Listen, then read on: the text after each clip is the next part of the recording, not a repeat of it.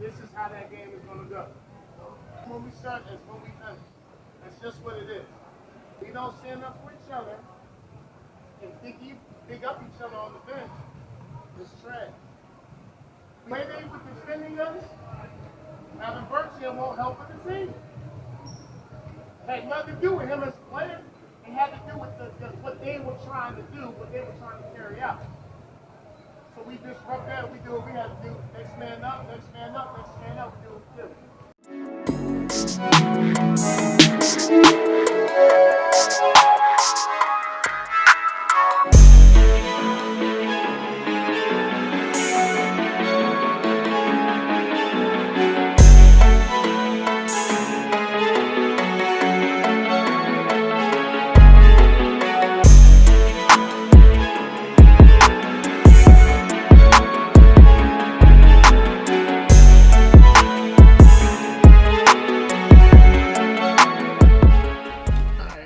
Well, welcome everybody to Coach.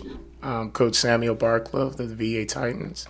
Here today we have joining us Corey Hemphill of the VA Titans, a lovely Miss Allison, and our special guest today, Lance Hurley. Thank you.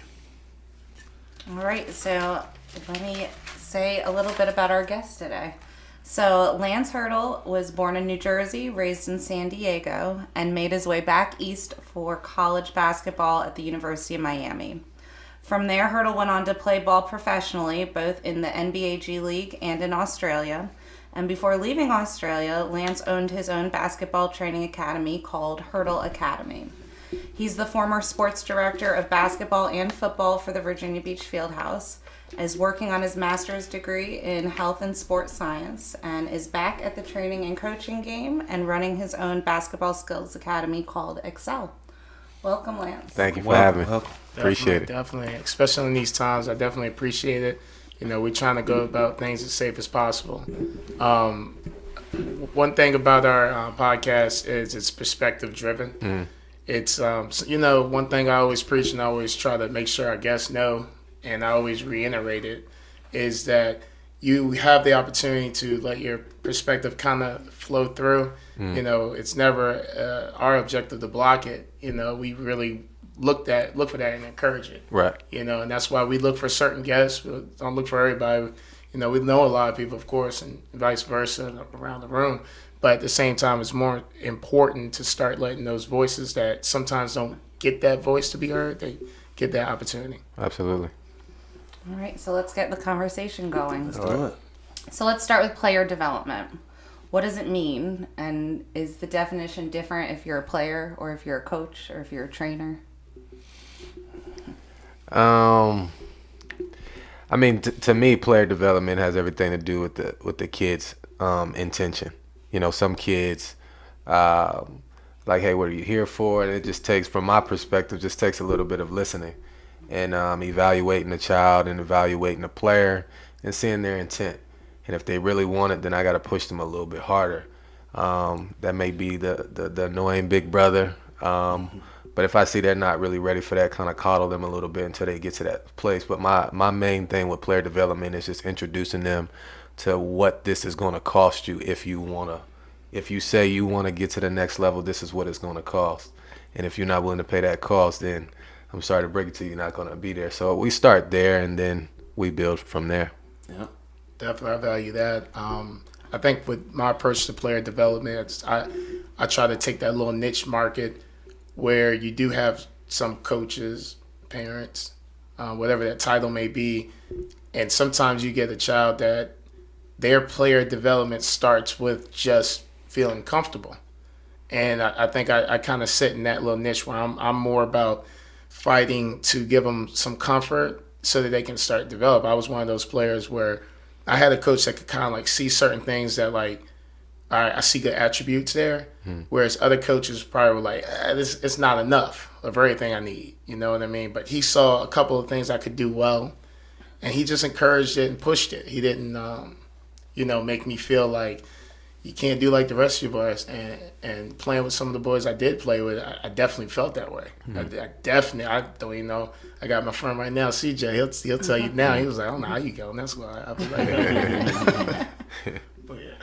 I mean, I think Lance hit it on the nails. Like the reason player development is on the players. The reason that they're playing ball. Like what are you here for? Are you here just to, get off the couch, find something to do, or are you here to get better?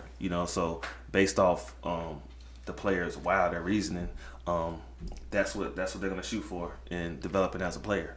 So definitely agree with what he said on that. Right. So what role does the individual relationships that the players have with, or that the coach has with the players, what role does that play in the overall team's success? We live at different times now. So there's a lot of trainers out there. And trainers have a big part in player development now. More than the coaches do. We seeing trainers come from all over the place. Right. Like guys just like, hey, I'm a trainer. Right. I never seen you play basketball. Right. But now it's like the coaches are like getting, bits and pieces of what these kids are getting from their trainers, and they're trying to incorporate that into the team concept nowadays. So it's a little different. That's crazy you said that, 'cause I think you hit the nail on the head, and it takes away from actual athletes that can contribute by training. It really hurts that, because you got so many, like you said, and this comes for every area, I'm sure, but you have like people, I'm a trainer, and it's like, all right, cool. And then you might have a coach that's actually working with players, training them, developing them, and you get the idea of what an actual athletic trainer encompasses, and then you get an actual trainer mimicking it. And it's like, man, that hurts it, because like Lance said earlier, making sure that player knows what you're going to have to, basically what price you have to pay if this is what you really want. And it's like a lot of trainers do not care about delivering that to the kid, or whatever the age is. And it's like, that's what's missing, because they, not to say they just want to check or just want whatever, but when you say that, it's like, that's huge, because you basically saying, do you want to do this or not? You know what I mean? And that's integrity at the end of the day, because you got a lot of people who are like, yeah, I ain't really going to challenge him. I ain't really going to do all that. He's just going to keep coming. Right. You know what I mean? Yeah. It's like, you don't want that. And that's fearful. You don't want to waste a lot of time with that, because then you can, on the other hand, you can discourage that player. That player that probably had everything you needed to start training and coach. Now you done decimated all those little things he had left. You know what I mean? Now he don't know where to start. So now it's, I don't even know if I want to play sports, or, okay, play a different sport, which is encouraged. But at the same time, sometimes they don't do that, Right.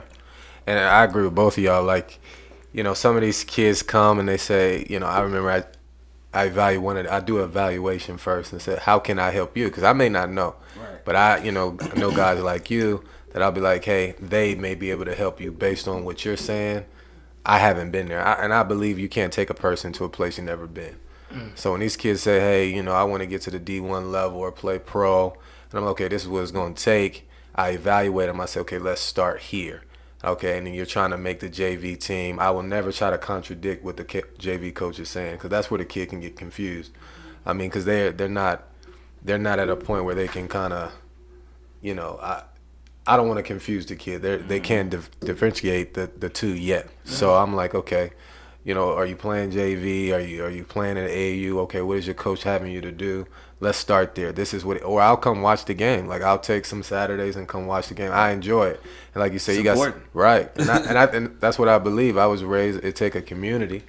So I take that as, when a kid see me there, not just being a trainer, they see me as a big brother. You know what I'm saying? He's there watching the game. That way, when we get to training, I'm telling you the right thing to do. You won't take it personal, or you won't feel a type of way when I tell you, or when I'm getting on you and saying, hey, you got to pick it up or something like that. And we're seeing that. We're seeing a flux of kids who got talent, but they got so many different perspectives on how to play. Right. They can't incorporate into the game. Right. So it's like, drive. Not thinking like, well, this coach taught me to move to do this and do a hezzy, and they scramble brain. Right. I think, and a lot of trainers, they're looking to get paid versus, like you said, helping improving the player. Right. They're like, oh man, do this move, do that move. I seen a trainer the other day, man. He was just doing he's working on a lot of moves. Right. And I'm thinking like, man, he's working on a lot of moves with these kids, and it's like, They can't dribble. They can't dribble. Right, It's right. like, how you gonna teach the kid to do a Right. Euro step and they can't even make a regular layup? You know, it's like, and I mean, they're trying to do it. They can't do it. He's like, man, like that's too much. You need to start with the foundation, the basics. Right. You know, a lot of these trainers, you know, and there's a million trainers out here.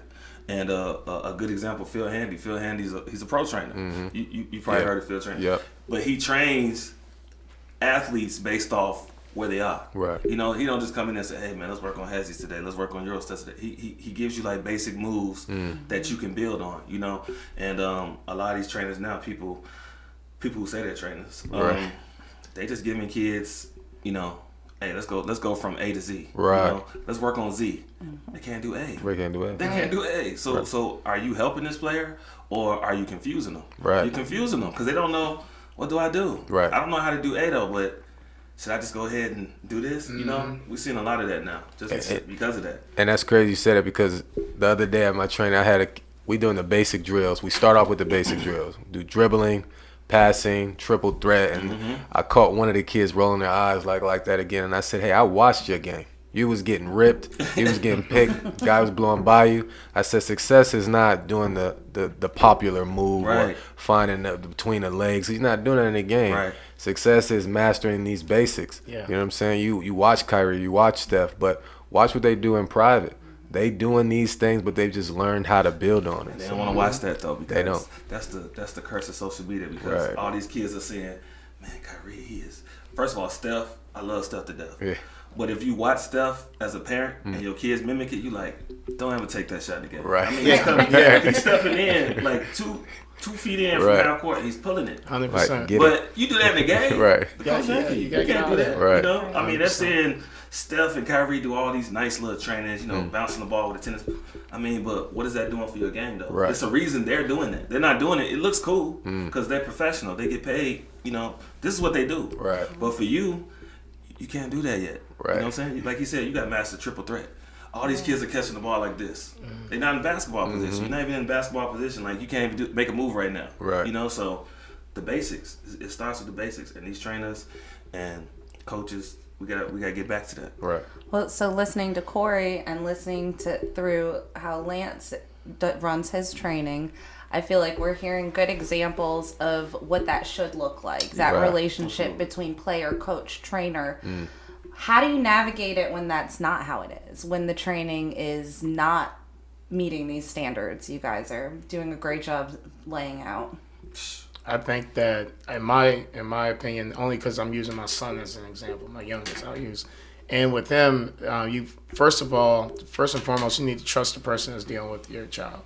That's the number one thing. I Yep. mean, take your son to the best notable person in the world, but if you're not comfortable, he's not comfortable, you don't trust him, you can have some repercussions. Right. So that's the number one thing, and that's going to change your selection. It should. I don't think it should be okay. Now I went from 20 options to 18 now. You know what I mean? I don't think it'll skew it that shortly. I think it'll make it a little bit more, lesser. But I think that looking that the trainer suits your son's needs at that time. Some trainers are necessary for your son later or daughter later. I know for my son, I know him, so I know how he learns. I know the dude backwards and forwards. And the way he learns is something that I know will come in more time. I know that for him to do stuff a certain way is when he's older. So when he was younger, I had him doing work with certain trainers that could just keep him doing, like Lance said earlier, fundamental. He needed to know how to dribble. There was no skipping that. He had to know how to dribble with one hand going one direction for a certain amount of time. And he had to be around, either it was myself training him or someone else, we had to be around someone that could understand and see that and not push him over that. And then at a certain phase, it was necessary for a different type of trainer to put hands on him and help him and maybe talk to him a different kind of way. And at the phase now, at his age now, just turned 15, I can actually incorporate him in a more aggressive situation where I know he about to get it. Like, I know what he's getting right now is going to pay off. Right. So I think when it comes to that, you need to be open to first and foremost doing what you got to do if that's what you want to do. And I don't want to say the word spare no expense, but you almost have to spare no expense. And what I mean by that is you need to be taking your son or daughter to the doctor, and you need to sometimes be checking out what's going on at the training, so that you can understand what level is necessary. Right. For me, it's how great of a teacher I am. When I'm seeing people train, even my son or other kids, how well do you teach the game to them if they're going to absorb what you're saying, Secondly, it's different levels of kids. You got the younger kids, and you got the high school kids, then you got the college kids. With the younger kids, it's all about patience, watching that foundation build. As a trainer, if you training my son, he's younger, I want to see how patient are you with him. If he can't do what you tell him to do, how do you react to that? Do you give him positive reinforcement? Do you give him negative reinforcement? Like, I want to see that. Because you are pretty much laying the foundation for him and how he thinks the game. Us as fathers, my son takes me telling him stuff differently than he would somebody else. He'll listen to somebody else more than he'll listen to me. Because for me, it resonates to him differently. So when you're the trainer, I want to see how are you getting through to him when it comes to him performing these moves, him doing these fundamentals. Like, what's his reaction to you? Right. And what type of person, how do you react when he doesn't react how you want him to react? Because all that, the mental matters just as much as the physical in training. And a lot of trainers don't train the mental. Right. They forget about that. They're like, let's do these moves. Let's do this behind the back, but train the mental. That's so important for young kids, is the mental aspect of basketball, because you have to be mentally sound and fundamentally sound to play at a high level. You know that. Right. You gotta have the mental game. Got to. And I'm glad you say mental, because that's what I'm all about. Speaking their language, but also these things that we're telling these kids to do, sometimes it's foreign to them. They have no idea. So what I do is I tell them something and I give them a lot of room to make mistakes, and then I affirm their try, because psychologically a lot of these kids are afraid to make mistakes. And they're afraid to make mistakes because when they do make the mistakes, the coach is right on them. But most of the time I say, what was your thought process there? Help me understand how you process what I told you. And then once they tell me, I'm saying, okay, now I understand the language I got to speak to you. That was a great pass. Like, some of the kids look at me crazy when they turn the ball over and hit the back wall at the field house, and they were like, hey, I made a bad thing. I said, that was a mistake. All right, but it's not failure. Failure is a result. Mistake is you're going to make it. I said, let's learn from it. Let's correct it. But like you said, it's all about the mental and just affirming their try and say, hey, keep going. That was a great play. And then they get confident. Now they doing things super confidently, and and psychologically on and off the court, they're confident in themselves. So I love the fact that you guys both said, the mental, because that's my intention. That's my style. I mean, you guys see it when my kids are playing. Someone want to throw a behind the back pass. I don't tell them don't throw a behind the back pass. I'm like, look, was that the right time for you to throw that pass? Right. Think about that. Okay, you wanted to throw that pass. One, you didn't make the pass. We're not gonna trip on that. You're young. You want to do a little razzle dazzle. I get it. But was that the moment? We're only up 1 point. Was that the time to make that pass? Right. Now they're like, yeah, probably not. You see what I'm saying? That's a teaching moment. That's a teaching moment. But if I say, oh my God, I can't believe you made that pass. You stupid. Get over here. I bench him. Right. Now he reacts differently in the game. His mental is like, I don't want to make a mistake. Right. When I see kids who are really who really harp on, I don't want to make a mistake, that's a problem. Because now it's not about basketball anymore. Right. It's not about basketball. It's about it's training the mind. Right. Helping them understand, like, look, man, you're gonna make mistakes. This is not a perfect. This is not a game where you're gonna be perfect. Especially playing point guard. You're gonna turn the ball over. You're going to turn the ball over. If you're the star player on the team, you're gonna turn the ball over. James Harden. Right. Great example.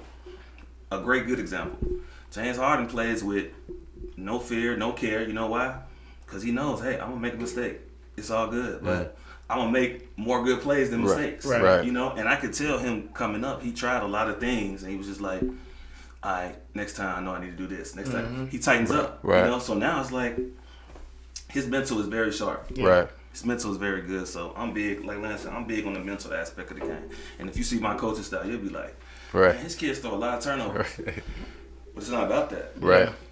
I'm teaching them about the turnovers that they're making. Right. And later on down the line, they'll tighten up. Right. But some people, they're impatient. They're like, right.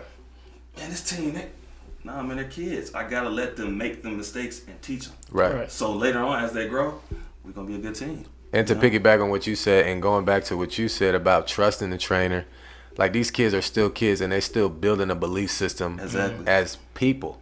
So when they get with people they trust, the parents can be like, I can trust that what they're telling them is shaping their process, how they process life. Because I believe whatever you believe is your reality. So when you come to us, I'm training you mentally.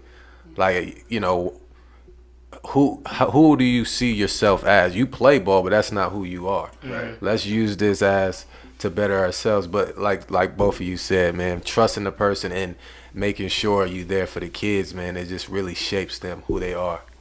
I mean, I'm hearing that word trust a lot from all of you. Trust between the parents and the players, parents and the trainer, coach and the trainer, and then of course trainer and player, coach and player. Right. And that's definitely a common thread that I'm hearing you guys say. So let's say it's time to take off the trainer hat and you put on your coach's hat.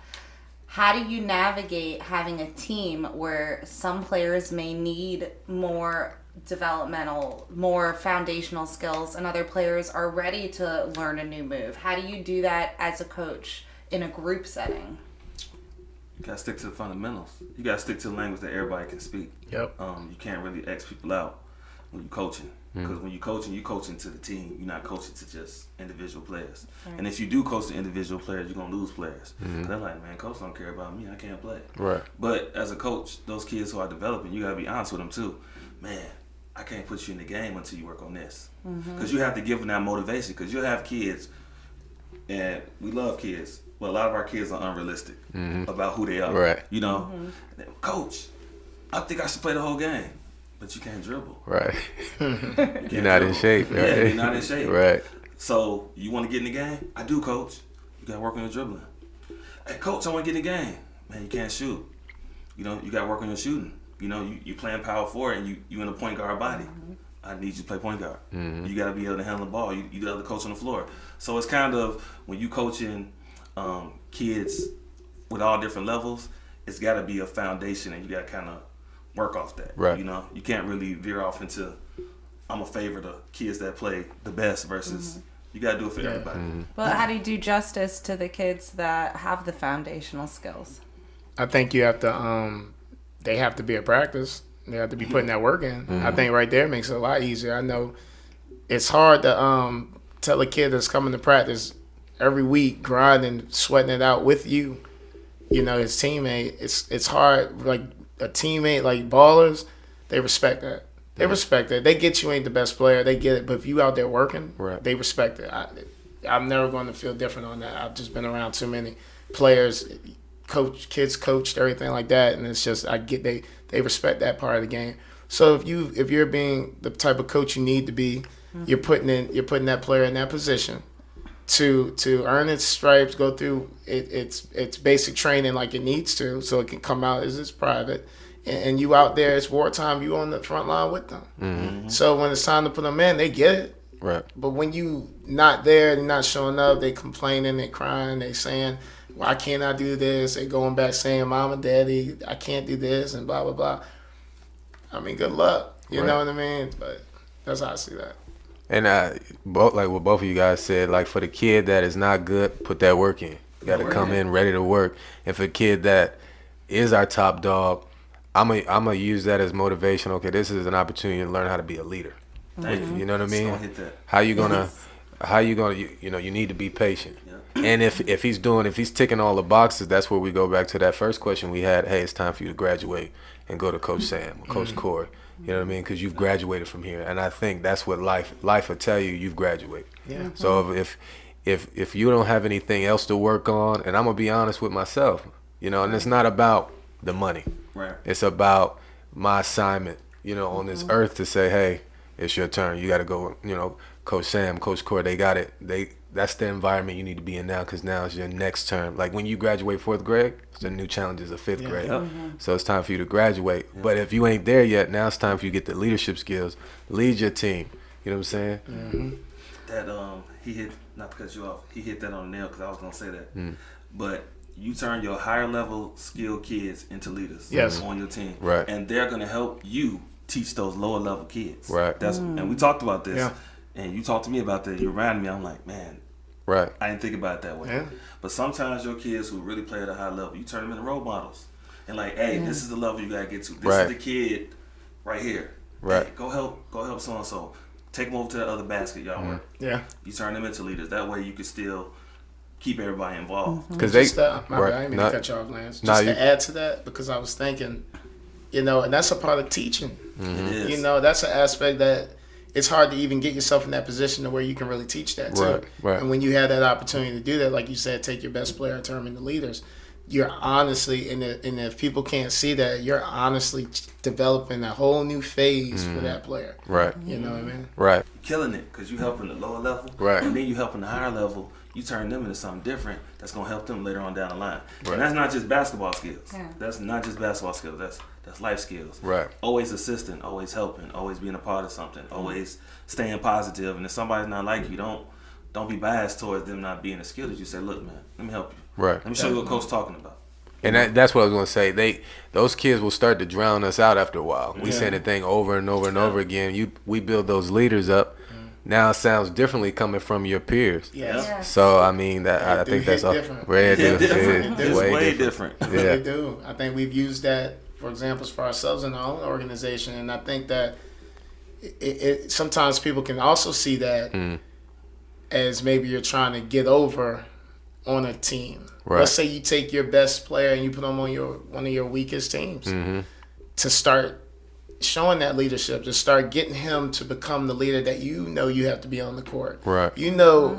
From your experience level, for both of you guys' experience levels, to be totally honest with you, good and well that you got to be a leader in some fashion on the court. Right. You might have to just be like, yo, coach said we need to be doing this, fellas. You might just need to be reminding the squad. Right.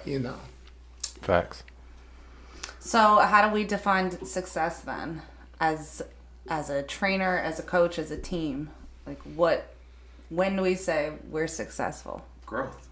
When you see the growth and you see your players getting better and improving, that's when you know it's working. Because training and coaching, it's not instant. Especially, and Lance, at the college level, you got different people coming in.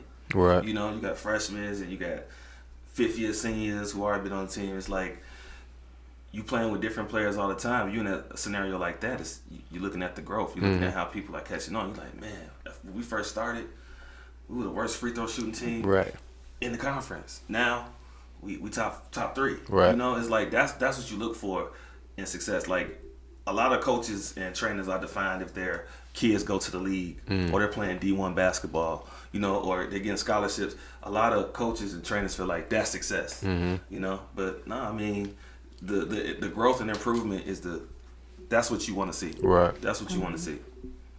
So it sounds like success is more dynamic and more fluid than the definition we normally hear. And for sure. You want to be in a constant state of movement. Always. Right. So like going back to what he said, growth is like, what's the intent? Why are you here?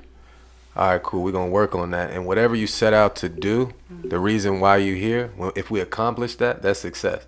Like you said, most people say NBA, like materialistic, superficial things. Yeah. Nah, it's like, what did I set out to do? Did I set out to lose weight? Did I set out to get better? If whatever I stepped forward to do, and my intent on being here, if I accomplish that, to me that's success. That's success. That's a good governor.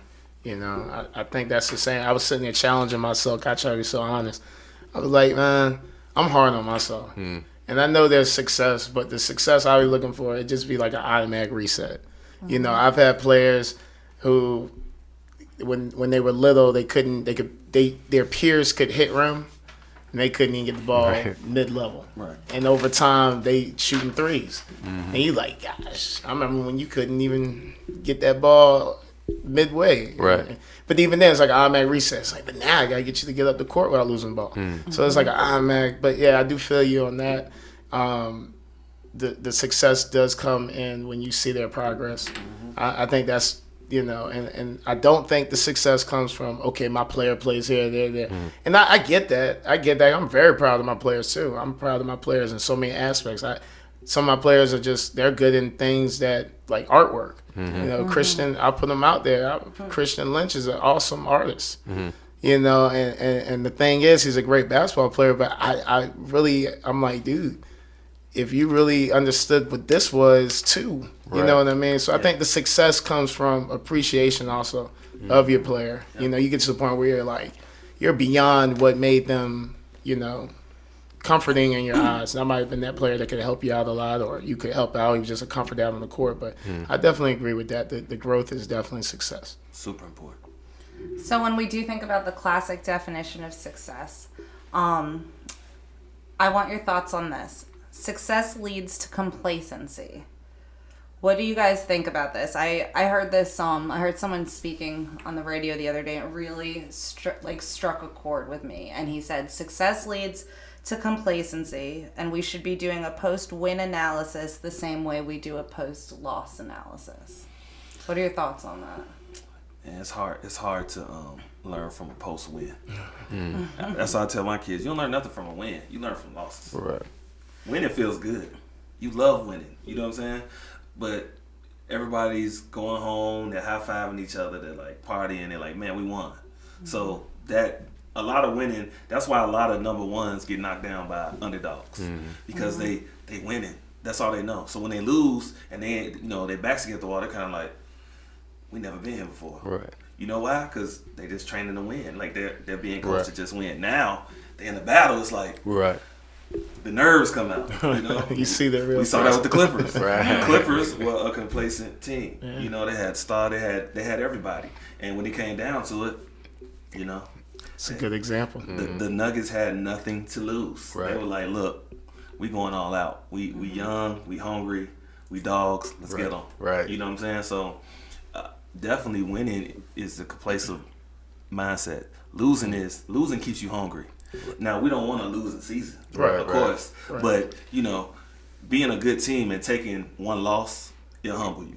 Especially you lost to a team where you know, man, we should beat that team, but we went there thinking we was gonna win, and we lost. Yeah. Now we hungry again. Right. We hungry like, man, we never taking that loss again. So losses definitely teach for sure. I agree. I think I'm trying to figure out how I can be devil's advocate to it, but I mean, I see it. Wins, I like both, of course, but sometimes I like wins, and I get what you're saying, also, Coach. But sometimes in the win depends, because like it'll be a win where I won't put any teams' names out there, but one time we had a great game. I think it was the particular venue we play at, the age levels change. So we had some players playing that were a little younger in that division typically. And they were playing with some players that were at the maximum age of that division. And it was a great season. I think they went undefeated. A lot of the younger group, because they were so much younger and somewhat smaller, they didn't get a lot of playing time. They didn't get a time. Championship. You know, we out there, we balling. We balling good. We playing really good team ball. And we put a lot of youngins in there. You know what I mean? And it was so awesome to watch their teammates, watch them make mistakes and cheer them on.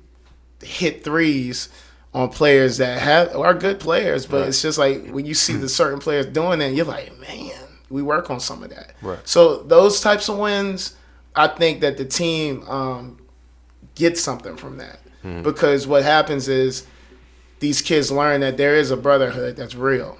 You know, man, I look to I'm talking about if I was one of the players, they look to their side and they see all their teammates standing up at their shot, just cheering them on, encouraging them after a turnover. Get up, keep going, keep going. And that's a winning game, though. They win the game, and all that's happening, you up, you still winning, they doing that. That's an awesome feeling. So we do get those things from wins that I think help with the team chemistry. I think that helps with some stuff that, you know, you got to go through some battles, you know, and then when you get those right victories with that right team, it's like that goes very far for a long time. So I do get that from wins, you know. There's this concept that I introduced to my kids, and I live by. It's called the infinite game. And there's a finite game and an infinite game. The finite game is you're playing to win. So you're looking at the scoreboard. You're playing toward the scoreboard. Infinite game is you plan to keep playing. So I say, hey, we're going to play the infinite game, because if you play the infinite game, you'll recognize if you take a L today, what you need to do to keep playing. If you play to win, you're not gonna get no better. Going back to what we talked about, growth. So the infinite game, we play against somebody. Hey, that's just our time. We got this is the next battle. So if we playing a bunch of 7-footers, hey, that's the next step in our infinite game to keep playing, because you're gonna graduate from this level one day. You got to go to Coach Sam. You got to go to Coach Corey one day. So this is the next step in your process if you're playing the infinite game. But if you're playing a finite game and you're playing towards the scoreboard, you're going to look at the scoreboard and get down on yourself because you're either down 30 or you're going to get complacent, going back to your quote, where because you up 30. And you're never looking for how can I improve? Or what's the next step? And you become short. Like nearsighted, short term, like you don't become what's the holistic approach. So I love that infinite game. So when I live by that way, when I'm having a hard day, I believe in Christ. So when he be like, don't worry, I got it in Matthew 6, the practical thing is, what do I learn from this? Do I need to learn how to stop worrying? Do I need to learn how to let stuff go? Okay, I understand. And that's when James said in the word, hey, count it pure joy. It hurts. But that's just the process we gotta do to get to the next level. Talk to him, Lance. It's not Talk to him. Hey, look, that's what the perspective driven. That's what it's for. Right. You know, because I'm learning from that. I'm actually, you know, cause that's a heck of a good perspective. The infinite mindset. You know, this is just one. This is just a stop on my long journey. Yeah, You know, and that's kind of awesome. It is when you can get them to really buy in and understand that this is what it is, because that's awesome. I think that we kind of move like that somewhat, right? You know, and that's difficult to do that. It's very difficult. It's very challenging, you know, because that's having that trust, and then it's a process because, like you said, even earlier when you say you like to kick it with the fundamentals, and that makes total sense. You got some players that's ready to do razzy-dazzy everything in the world, and it's like you got to understand my process. This is a long journey, and that's really it. Man, that hit different. That infinite mindset, because it's like appreciate, especially for those trainers and coaches out there, appreciate where your players are, and help them keep going forward. You know, some of these kids feel like it's the end of the road. A lot of times they feel like they're hitting the ceiling. You're not hitting the ceiling. You just beginning. Like you just got to keep going. Right. You know? Just keep fighting. I think, man, that's big. You know, infinite mindset. That's huge. It is big, and it's difficult, but there's utility to reorienting yourself from the outcome to the input. What are you putting into it? And then there's a challenge on you as teachers, as trainers and coaches. Because kids come in with that's how they've come to understand the world, kind of, is to measure it, and especially in this day and age where they're on their phones and they're on social media, is they're looking at outcomes. So they are coming to you wanting the outcome, and you're tasked with teaching them it's about the input. And going back to what we said earlier about trusting who you around, who's training your kids, because some of these trainers or coaches, they ain't been through it. Right. So like I said, you can't take somebody to a person you've never been. So if these kids are going through something and the trainer and coach don't recognize the climate of the situation, they're going to give them wrong information. You know what I'm saying? So now they're processing it the way that guy processed it, and they cap their potential. Yeah. And then there's guys that's been through it. You got to watch out for them that's been through it. And they forget about the process to get where they were. You have to watch that too. Right. Because you do have trainers out here, they're just like, man, how come he can't do this? Right. Kind of forget. What did it take? How were you able to do that? Absolutely. You know? So you gotta watch out for that too. That's true. That's true. That's a big truth, and you got to be woman enough, man enough to accept and understand that too, because that happens. They get a little, and that happens with anybody, any job, I'm sure. But when you're dealing with the charge of developing some of these young minds, then you really got to keep in mind what it took to get you there. And if you think it didn't take much to get you there, then what are you doing? You know what I mean? So I definitely that's key. Oh yeah, for sure. So you've all chosen these roles as teachers, as trainers, as coaches. So I'm interested in hearing all of your whys. Like, why is this your path? Why do you do what you do with these kids? I didn't realize my path till Sam put me on the path. He came up to me and I was like, man, you know, I was doing it with the 7 to 8 year olds at the time, and you know, we had a real good team. I'm thinking like, I just want to do this one time. Man. Just something I always wanted to do. I remember that. Yeah, and now it's like, is different. Like now I'm starting to get closer with the kids, and the kids start to tell you their story. And once kids start telling you their story, me being a dad is kind of like they're pouring into you. Mm-hmm. They're letting you know, like, I trust you, and I'm looking for something. I'm looking to you for that. Mm-hmm. And once I started getting that, I was kind of like, man, I love these kids. Mm-hmm. Like this is bigger than basketball. Even though I've been coached by a couple of coaches and had mentors and all that and role models, but when you in that position, it changes because you kind of like, man, these kids look at me like a father figure, a uncle, a cousin, a friend. So it switches up your mindset. So for me, it's like I'm touching lives. I'm giving kids who don't have an outlet. I'm giving them an example of what you could be. I mean, you don't have to be, as some of the kids say, you don't have to be a sellout to be cool. Right. Just be you. Right. The coolest thing about being cool is being you. I tell my son that all the time. Like, you being unique is cool. Yeah. That's the coolest thing about you. You being like somebody else, that's not cool. You just like the average Joe. You want to be your own person. So my why is just, I'm happy to touch lives and help turn boys into men. That's my why. My why is definitely mine started just I looked at a player and I saw where I could be useful. I would be that coach, that parent out there on the field watching my son play flag football, and it'd be just watching. You know what I mean? Be like, and then after the practice, I would talk to my son. Like, I won't hard on either one of my sons when it came to sports, but I would talk to them like, well, why are you doing this and not doing that? And like, coach just want me to stand there if I'm tall. I was like, well, gosh, man. So it's like, let them do what they do, and then when you kind of like, I remember just saying one time, I was like, hey man, if you need me to help do anything, I'm here. And I think one time they had said, hey, well, can you move this? I was like, all right, I'll move that, but it makes it easier for y'all to do what y'all do. And I think it got to the point where I started to recognize and see, like, there's missing voids. You don't have to take no one's slide. I remember I got, like, a good reputation for winning. And it was like, I was like, yeah, because these kids are good players. And there was a lot of players that a lot of coaches either the coaches kind of turned them away for reasons. Some could have been they didn't feel they were ready for what they were doing, or they just felt like there were some other internal issues. Whatever the case may be, I love getting that kid. I love getting that kid. It fired me up. I was like, this is great. Give me a smaller kid. I don't care. I remember we had players that were just, they probably shouldn't be on the football field scoring touchdowns, getting through because of the utilization. And so I always found that, hey, there's a spot right there. Just, that's it. You know what I mean? Those kids need that type of assistance. Just go there and do that. You got to do no more than that, So that's kind of what it is for me. Well, I love to teach.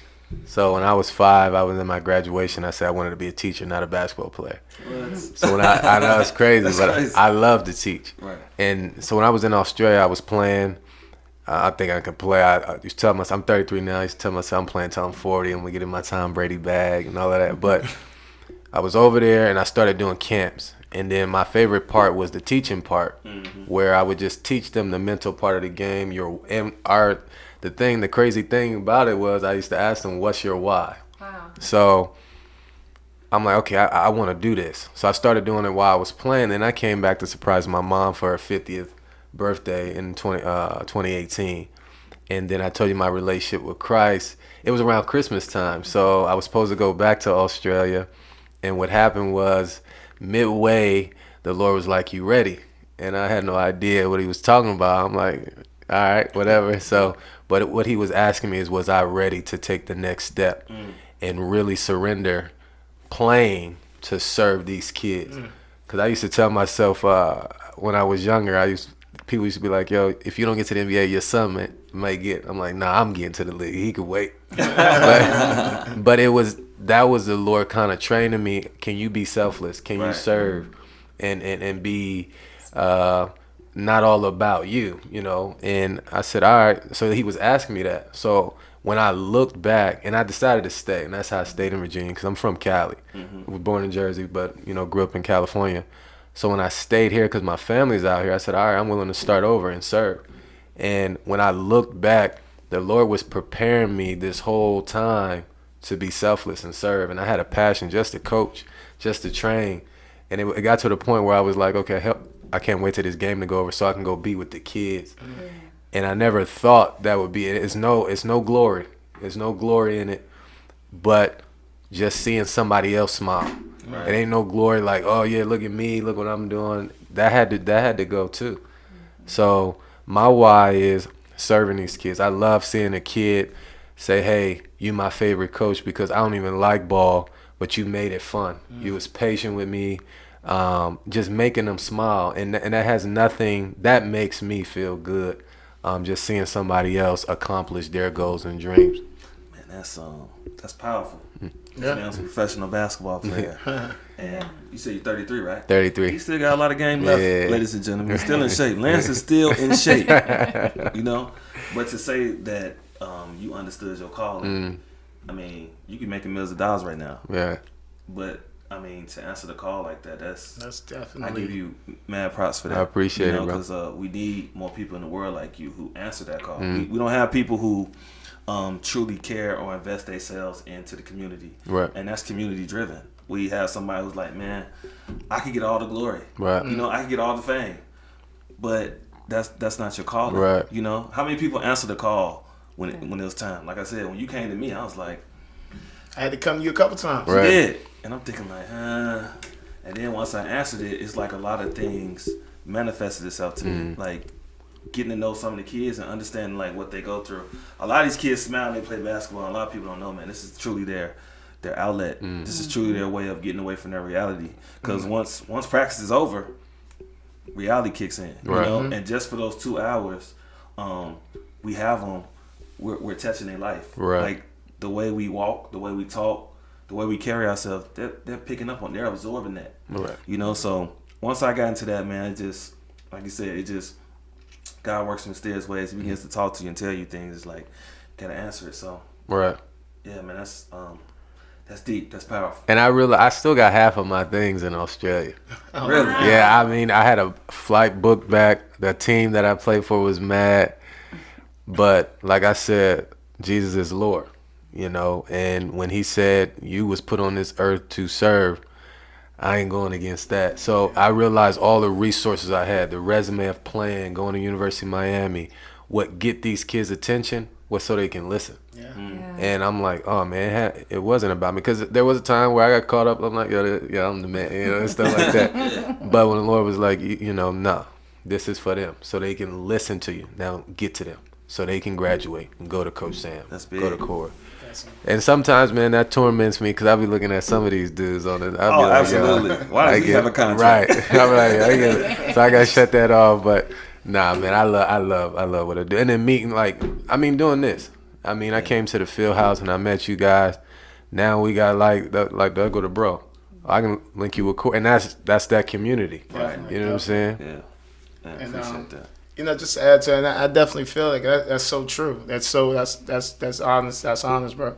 And it's like, you know, that sometimes you got to be selfless. Yeah. You really, truly do. And sometimes you don't even realize it. Like, you kind of make me realize something. Like, I'm thinking to myself, I'm like, are we that selfless? Like, it's that. Sometimes when you're doing something that you really enjoy doing for someone else, you don't even feel like it's hurting you. Right. You know what I mean? It's almost like, because we get it all the time. Yo, there's so much. It's like, I don't know if we're doing that much. Right. I feel sometimes I'm just like, there's more I should be doing. You know what I mean? You know. But if I could, can I ask you, what's your why? What's my why?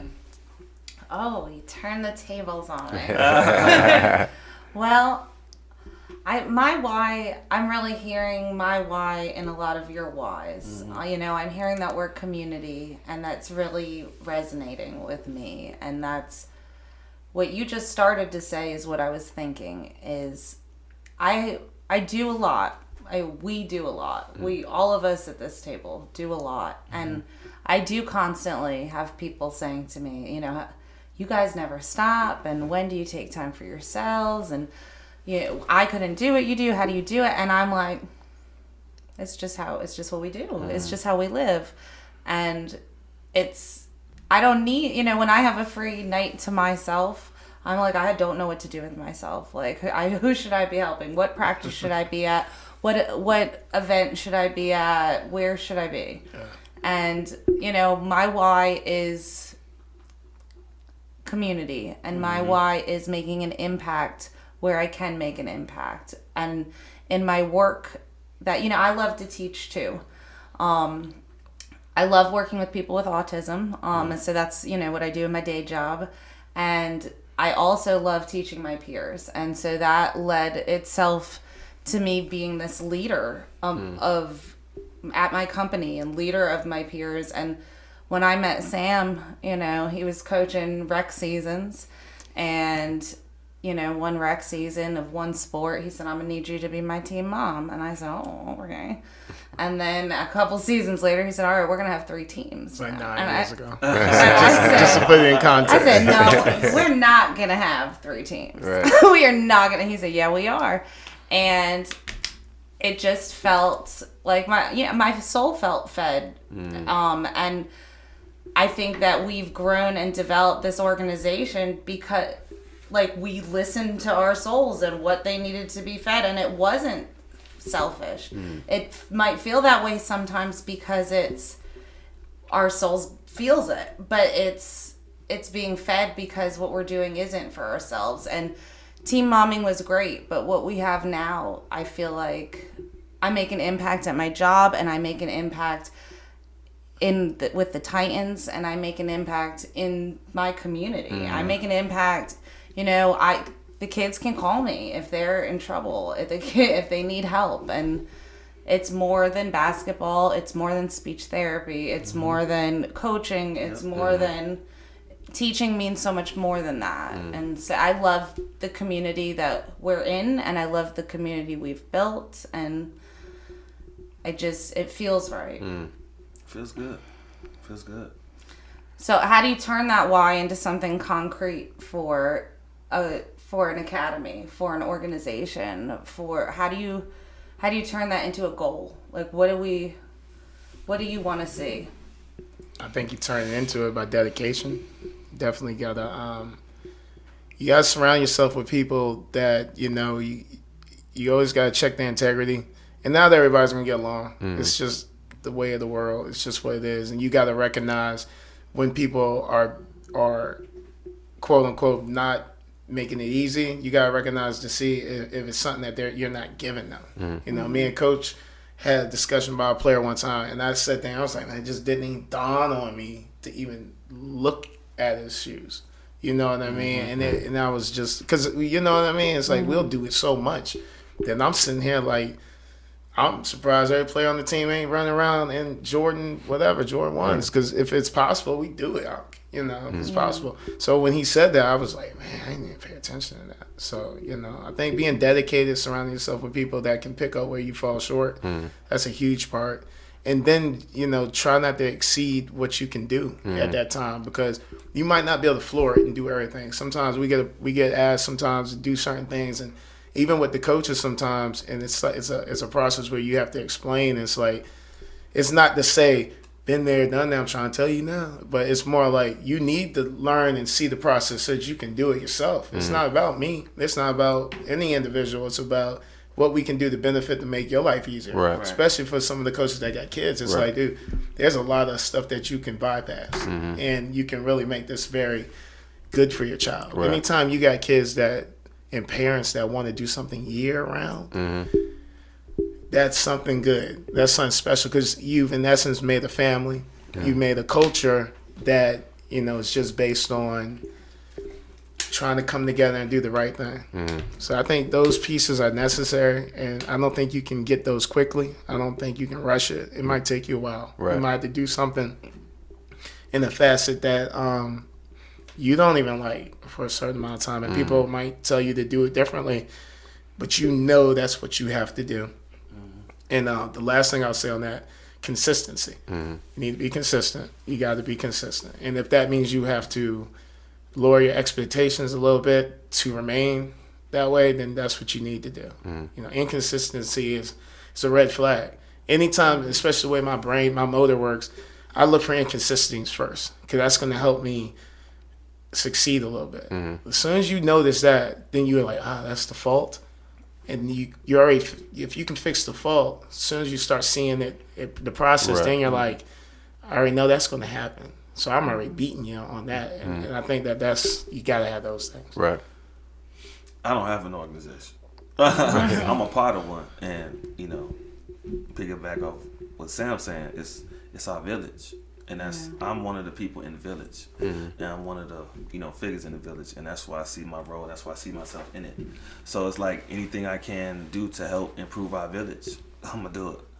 Like you brought that example up, like you probably didn't notice it, but I did, because it's like I love seeing dedication. I love seeing kids who really wish they could do more or have more, and they don't. So my little contribution to anything is gonna help that kid go further and stay out of trouble and stay in our village and learn within that village and grow and become a better individual, a better person. So that's just that's how I'm implanted in this thing. So I don't have an organization though. You will one day. Yeah. I was so with me, I like Sam was saying, just evaluating self, like see what can I bring to the table, where do I fit in. Right. So I noticed that the AAU market out here is on lock. There's a lot of great teams.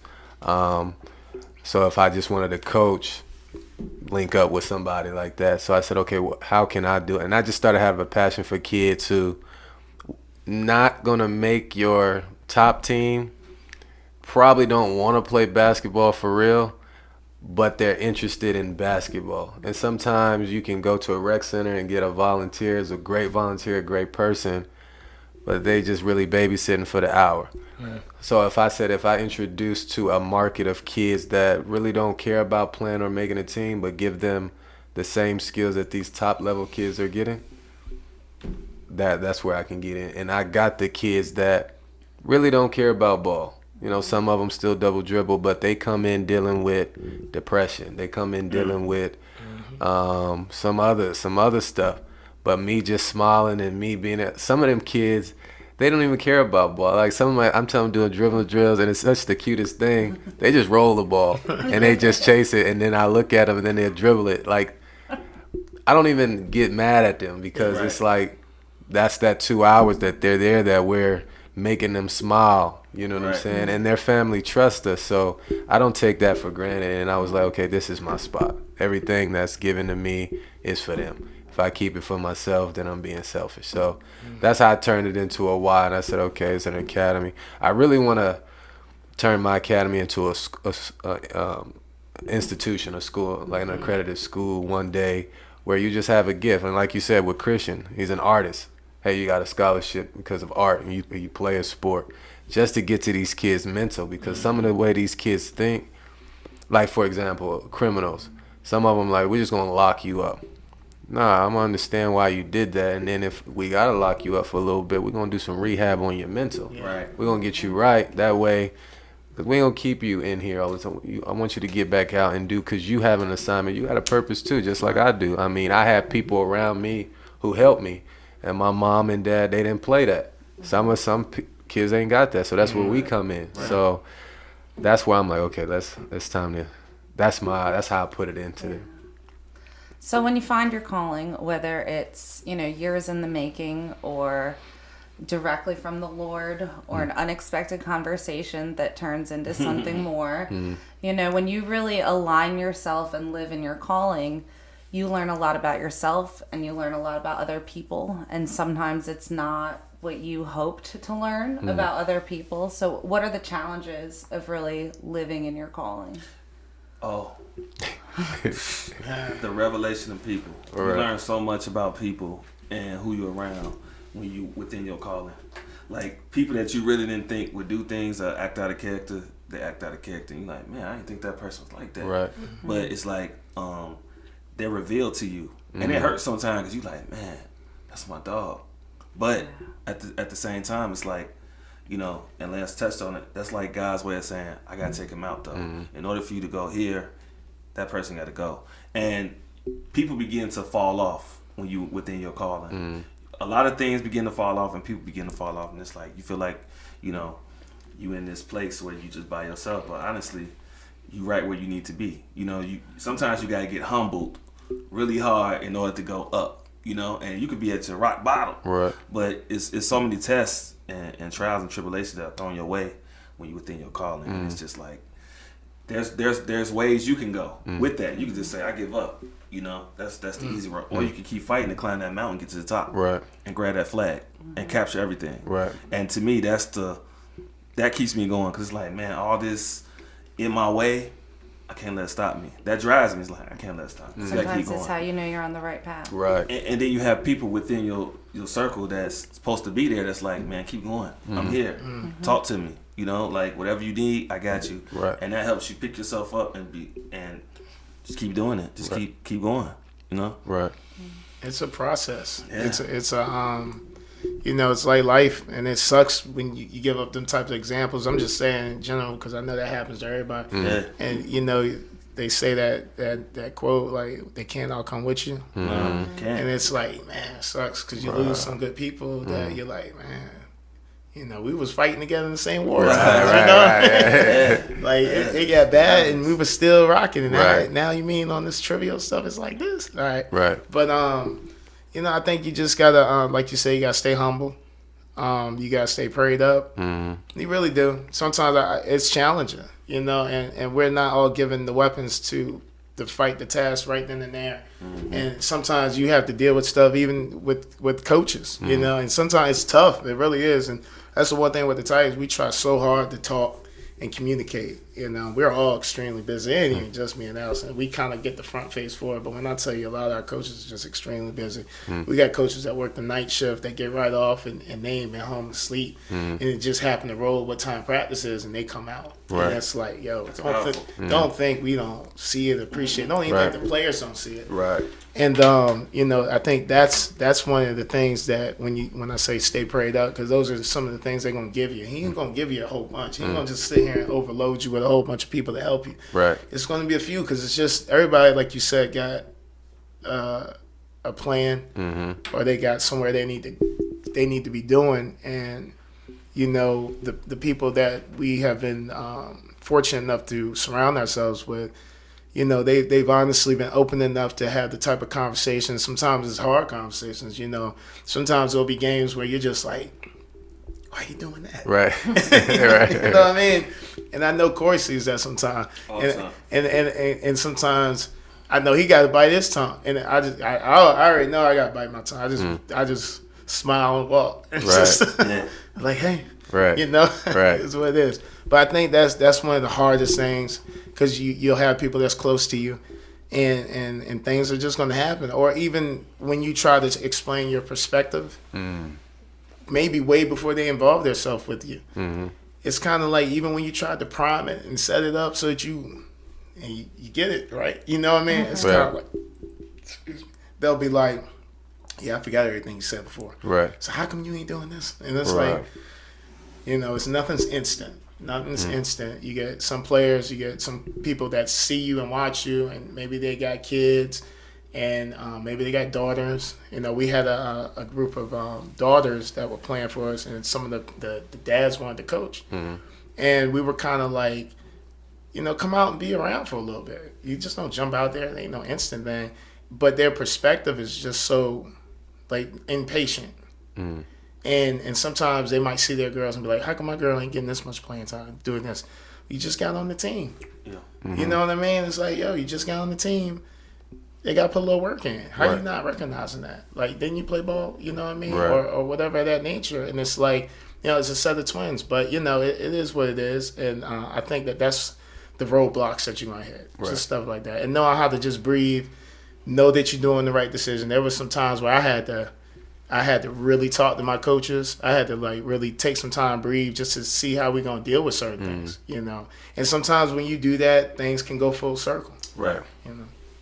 Like both of y'all said, the toughest thing is the revelation of people. Right? Like now you get entrusted with the vulnerability, because in order for me to give you the right tools, I got to see your true motives. And it's something, because we live in this world where we hide things and we mask the truth. But when you're in your right calling, if you come to, like, Excel or to the VA Titans, we see a side of you that may not be consciously known. So it's like, it's not a good or a bad thing. It's just, all right, I got to tell you what you need to know. And that's tough sometimes. Like with the kids, like the Lord was dealing with me this week. Sometimes I'll be like, nah, that's a good kid. I don't want to hurt his feelings. Like, nah, that's not why I brought him in. I'd rather you hurt his feelings now than him be ignorant, or him or he or she be ignorant down the road and they don't get it, and I'm going to come back and deal with you because I put you there. So that's tough because sometimes, like y'all said, I always go home like, how can I be better? How can I be better? And it's always the tough thing, like, dang, I don't want to have to tell them that, yo, I got to cut you. I mean, that's not what we do in Excel, but it's like that tough thing, like, I got to suspend you. I got to send you home. I got to call your mom. The uncool thing with these kids because, oh, Coach Lance is lame. He called my mom. But I had to, you know what I'm saying? I had to because I can't let you keep going down the path. You're going to fall off a cliff, and I love you too much.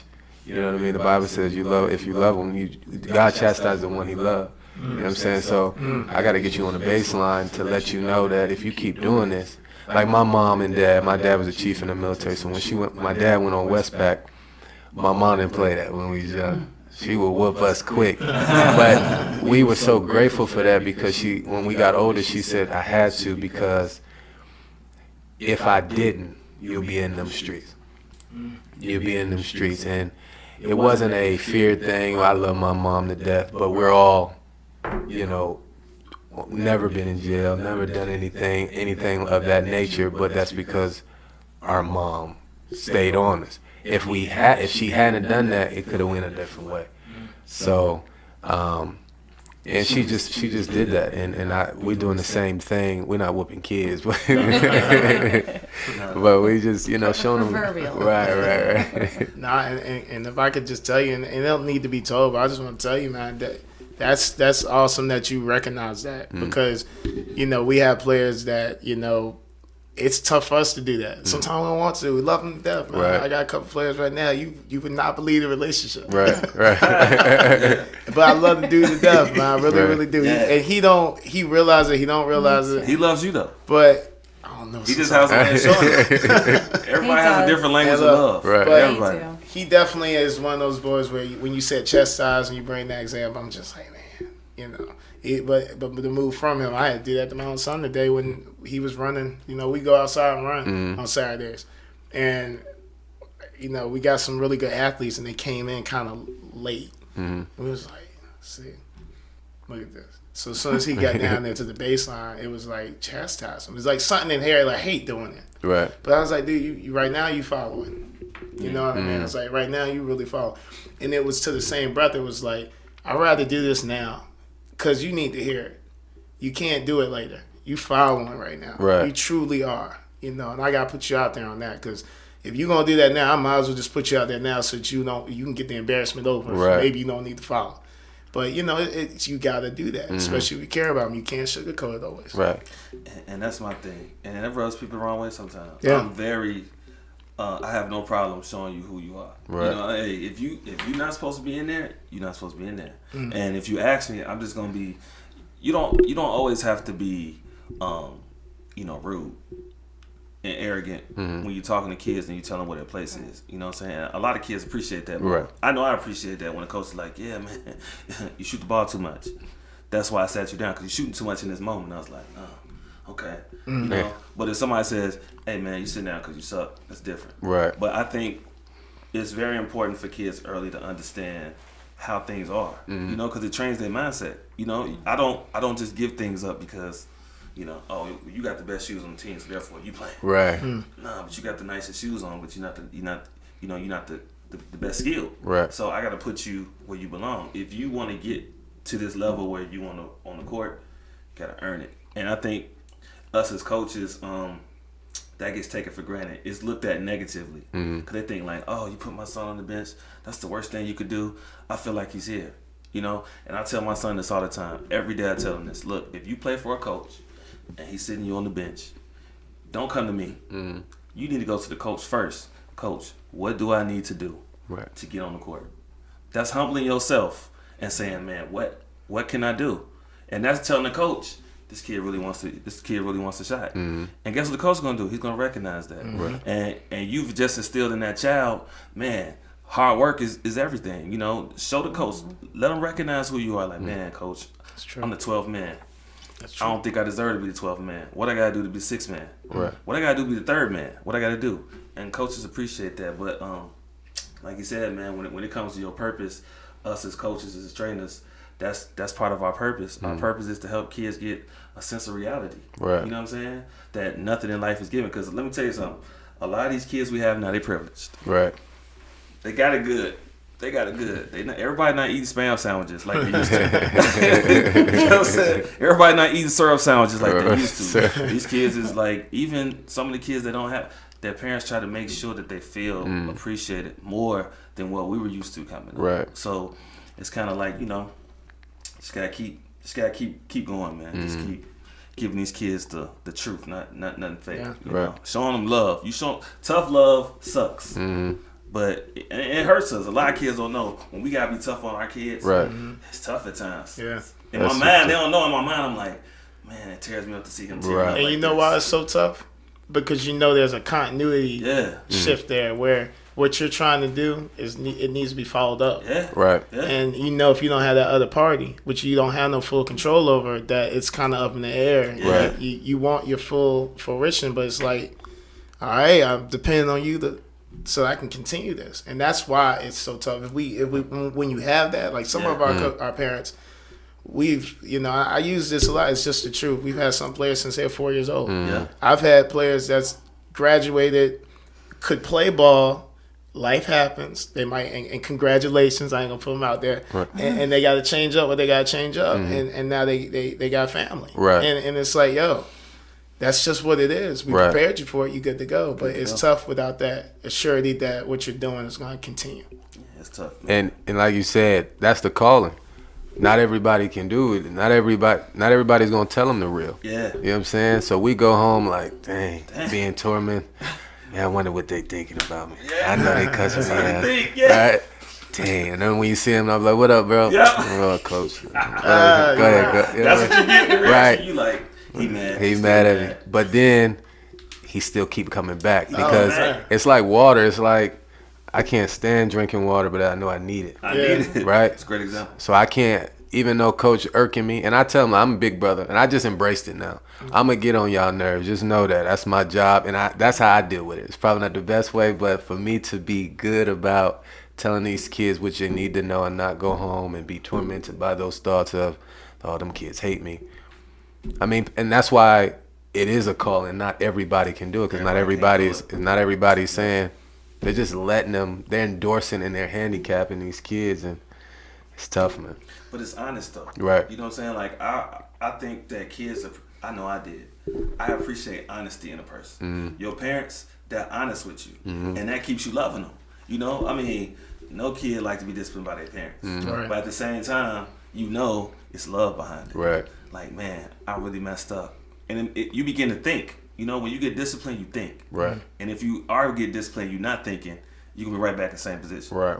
And you're going to be sitting somewhere where you're looking at four walls all day. But when you get disciplined, it hits different. It's like, you think, like, man, it's something I could have did better.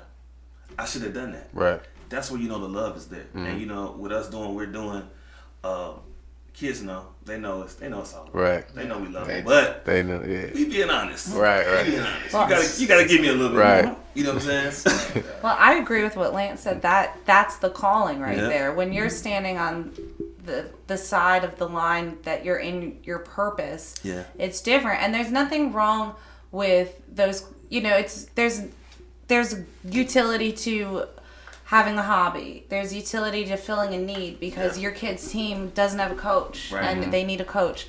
But when you're really doing it because it's your purpose, you're tasked with all this greater responsibility with it.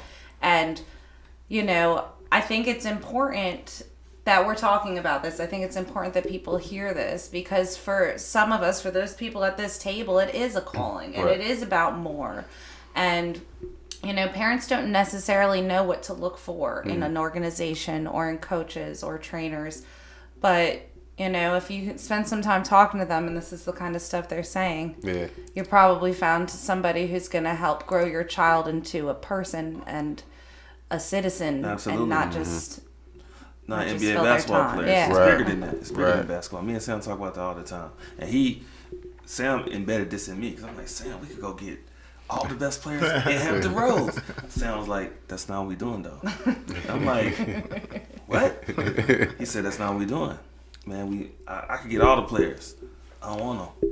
You know what I'm saying? I want a certain.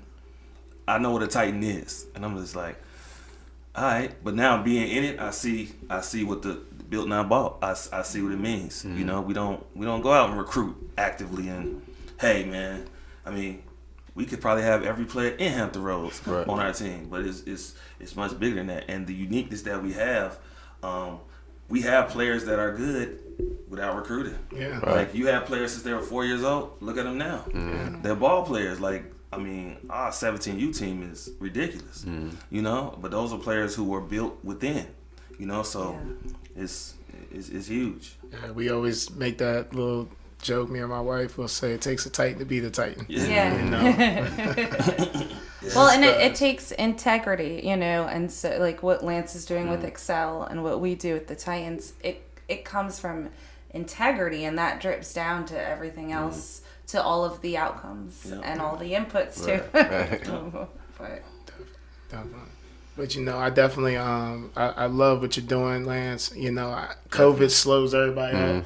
And I already know that you got some special stuff out the jump, bro. Like for real, because the way I just see things different. I really do. And the way things are set up and shaped, the people who get certain things and are doing certain things, they're forcing it, and they're doing things to get those things. That's not the way that's going to maintain it. Nope. And if you keep grinding the way you're grinding, and you don't sway it, you don't sway the mindset, because you're so past some of the people who think they're in a level, and it's like they don't get the mental part that they got to start on. Right. You know what I'm saying? And I'm like, yo, it takes that, and that takes a good brother to follow through with that, because it's tough, man. It really, really is. It's tough, and you've got a wonderful woman in your life, and the reason I say that is because I know what this takes. Right. You know what I mean? And when you got somebody that's in it with you, shoot. That's tough, bro. That's tough, man. Because there's a lot that you can't do and you can't move without your other side of your brain kind of being tended to. Right. And without that, you just because you'll fall into things that are like easier for you to carry through instead of the things that's a little bit tougher that you know you're the one to do that. You know. I appreciate that, bro. Definitely, bro. Thank you. Same here. I'm gonna piggyback off that, Lance. Like it's just ever since I met you, I knew it was something about you. I just didn't know what it was. Right. But now I'm sitting across from you, and now I'm like, there it is. So, and like Sam said, man, it's gonna work out for you because you're authentic. Thank you. Yeah. Like you're an authentic dude. Thank and some of these people, they forcing it. They like, man, I'm the best trainer in the world. Right. But you know, they're doing it for the wrong reason. And for you to do it for the right reason, man, I wish you the best of luck. Definitely. And when you get your academy, I'm gonna be right there when you cut the scissors and I the ribbon. appreciate it. Definitely. Let me know, man. I'm there, man. I appreciate what you're doing, man. I appreciate y'all. Thank y'all. You're gonna Thank be you. so much Titan support. It's ridiculous. Oh yeah, for sure. I appreciate y'all. Definitely, bro. I appreciate y'all having me, man.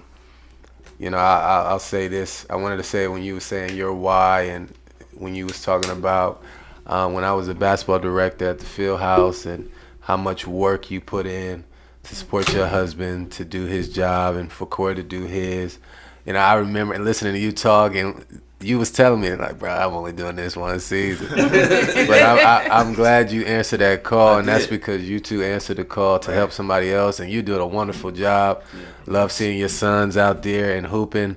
Like I seen his son the other day. He was like, "Who's that?" And I put my mask down. He was like, "Oh, what up?" And that's what it's all about. And sometimes we don't. We think it got to be something big and instruments and you know, trumpets coming in. But that right there is what I love seeing. He was like, "Oh, what up, Les? I didn't even know that was you behind the mask." But that was love, man. So I appreciate what y'all doing, y'all.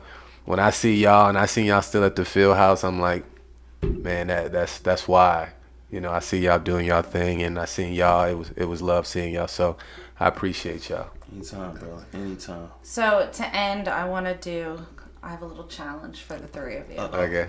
I've got 3 questions, and I want each of you to answer them with a sentence or less.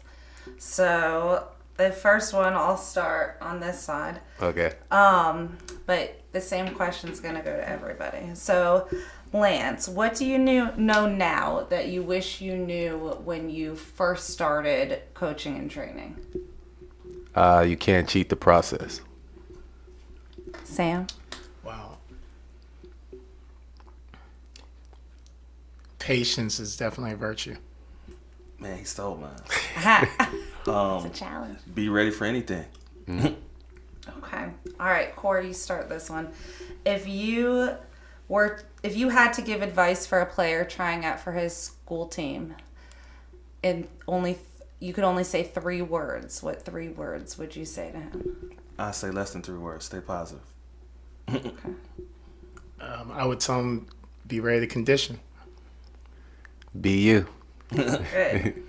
All right, and then if you could try to describe the type of coach and trainer that you try to be in just 1 word, what 1 word would you use to describe yourself, Sam? True to my word. What true? True. Lance? Intentional. Motivator. All right, well, it was good. I liked it. That was good. That is good. That was good. Definitely good job. Well, again, as usual, we definitely appreciate you, Lance. Thank you. Definitely appreciate you, Allison, Coach Corey. This has been another episode, Coach. And until A next show time. about perspectives. Yep. Peace. Peace. Awesome job, everybody. Thank you. Yeah, That was that's good. good. That was really That's good. probably the best one. I agree, Yeah. actually. That was deep.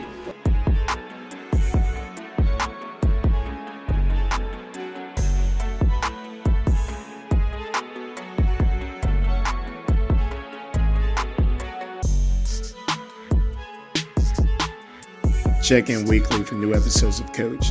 And for your viewing pleasure, take a look at our robust catalog and remember to like, subscribe, and hit that notification bell.